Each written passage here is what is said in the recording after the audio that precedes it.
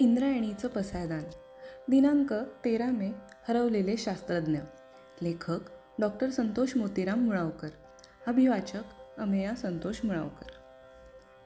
विज्ञान हा विषय वास्तववादी शास्त्र म्हणून शिकवला जातो, आदर्शवादी शास्त्र म्हणून नाही. पण माझं मत असं आहे की विज्ञान हे जसं वास्तववादी शास्त्र आहे तसं ते आदर्शवादी शास्त्र आहे. माझ्या या मतावर आक्षेप घेतला जाऊ शकतो तो असा: विज्ञानातून आदर्श घ्यायचा तो नेमका कोणाकडून आणि कोणता? विज्ञानाच्या अभ्यासक्रमात असणाऱ्या मलेरियल पॅरासाईटकडून आदर्श घेऊन काय मलेरिया पसरवायचा, असा आक्षेप व्यक्त केला जात नसला तरी अव्यक्त पातळीवर तो असतोच. मुळात विज्ञानाबद्दल परंपरेनं चालत आलेली अंधश्रद्धा अशी आहे की विज्ञानात आदर्श असं काहीही नसतं. विज्ञानाच्या अभ्यासक्रमात आर्किमिडीजला वगळून त्याचा सिद्धांत, न्यूटनला वगळून त्याचे नियम, खुराणाला वगळून कृत्रिम जीन, सर रोनाल्ड रॉसला वगळून मलेरियल पॅरासाईट असतील तर विज्ञानात आदर्श येतीलच कसे? विज्ञानातले आदर्श जाणीवपूर्वक फिल्ट्रेट करून विज्ञानाची मांडणी केलेली असेल तर विज्ञानात आदर्शाचे रॅडिकल्स सापडतीलच कसे? अनुल्लेखाने मारणं ह्या प्रकारच्या बाबतीत विज्ञानाने साहित्य क्षेत्रावर कुरघोडी केलेली दिसते. विज्ञानाच्या पाठ्यपुस्तकात शास्त्रज्ञांचा उल्लेख केवळ नाममात्र असतो.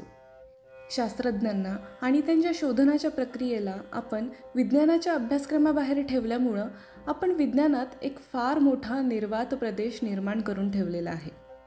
त्यामुळं विज्ञानाचे शोध अगदी सहजासहजी लागलेले असावेत किंवा आभाळातून पडले असावेत अशीच धारणा विद्यार्थ्यांची होते. विज्ञानाच्या अभ्यासक्रमात मलेरियल पॅरासाईट असतो पण सर रोनाल्ड रॉस नसतो. त्यामुळं सतत 2.5 वर्ष अथक संशोधन करून रोनाल्ड रॉसनं मलेरियल पॅरासाईटचा संपूर्ण जीवनक्रम शोधला. त्यामुळं मलेरियावर योग्य उपचार होऊ शकले. ह्या कल्याणकारी संशोधनाबद्दल रॉसला नोबेल पारितोषिक मिळालं. 13 मे 1857 ते 20 ऑगस्ट 1897 हा रॉसच्या आयुष्याचा कालखंड हे विद्यार्थ्यांना सांगण्याच्या भानगडीत कुणीही पडत नाही. उलट एखाद्याला सांगितलं तर वेगळीच अशैक्षणिक भानगड निर्माण होण्याची शक्यता असते. खरं तर शास्त्रज्ञ हे विज्ञानातले वास्तव आदर्श असतात. विज्ञान ही आपली संस्कृती आहे, जीवन पद्धती आहे.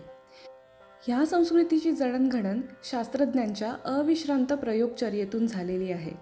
शास्त्रज्ञांची प्रयोगशीलता, सर्जनशीलता, कल्पकता, एकाग्रता, तन्मयता, प्रयत्नशीलता, शोधकता, संशोधकता, सामाजिकता, विश्रात्मकता, मानवता, वैज्ञानिक दृष्टी, सूक्ष्मसृष्टी, दूरदृष्टी, शास्त्रीय शिस्त, अशास्त्रीय उत्साह, शास्त्रीय धीर, शास्त्रीय उमेद, अंधश्रद्धेच्या विरुद्ध लढा देण्याची वृत्ती, कल्याणकारी वृत्ती, आपला शोध म्हणजे ज्ञानाचा अंतिम बिंदू नव्हे हे समजण्याची वृत्ती, इतरांच्या प्रायोगिक परिशलनासाठी, प्रायोगिक चिकित्सेसाठी आपला शोध खुला ठेवण्याची वृत्ती, हा मूल्य सुगंध जोपर्यंत विज्ञान विषयाच्या माध्यमातून दरवळत ठेवला जाणार नाही तोपर्यंत आपल्याला विज्ञानातल्या वास्तव आदर्शाचं सम्यक दर्शन होणार नाही.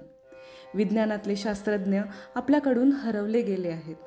आपण हरवलेल्या शास्त्रज्ञांचा आपणच शोध घेतला पाहिजे. विज्ञान अभ्यासताना विज्ञानातल्या वास्तव आदर्शाशी एकात्म झालं पाहिजे. वास्तव आदर्शाच्या सुगंधस्पर्शानं विज्ञान ह्या विषयातून शास्त्रीय आनंदाची उधळण झाली पाहिजे. आपण शास्त्रज्ञ व्हावं असं आपल्या विद्यार्थ्यांना वाटलं पाहिजेत.